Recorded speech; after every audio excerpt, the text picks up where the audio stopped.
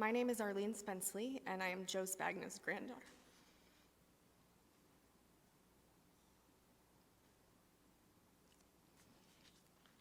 One thing I've heard a lot this week from my grandmother's old friends and colleagues is that your grandmother talked about you and your brother all the time.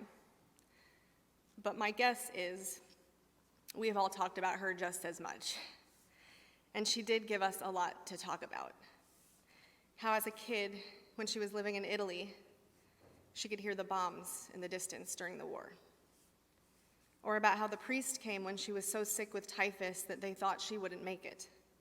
But she did make it, and so she traveled from Italy to New York on a big ship when she was 10 and started school at St. Pius V before she knew any English. She also gave my brother and me a lot to talk about based on how much time we spent with her as kids.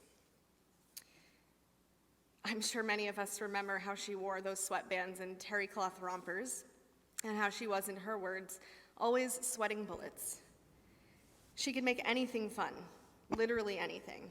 I remember routinely spot cleaning her kitchen floor with a wet paper towel and actually somehow being excited to do it. She would play school with me and we would do flashcards and she would give us a word of the day. Although the only word of the day I remember is regurgitate. We wrote a song about it, which we performed for my grandfather Bobby. The lyrics were regurgitate, regurgitate, regurgitate, and the genre was opera.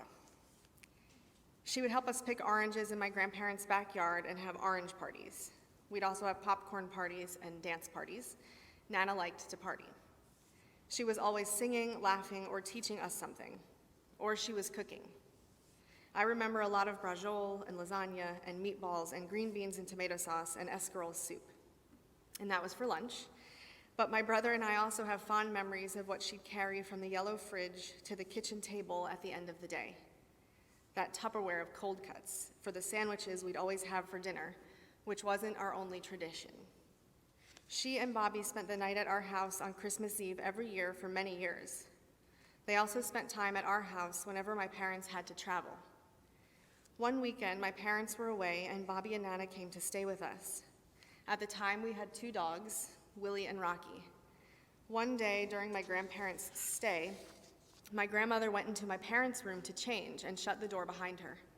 A minute later, the bedroom door flew open and I saw her shooing both of our dogs out of the room. I said, "What happened?" And she goes, "I'm not changing in front of them."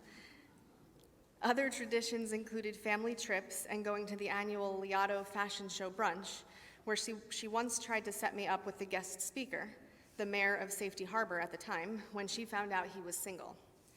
And she did that while he was speaking. She was a great wing woman. She also called me every year on my birthday to sing to me, and she probably did the same for many of us, for as many years as she was able.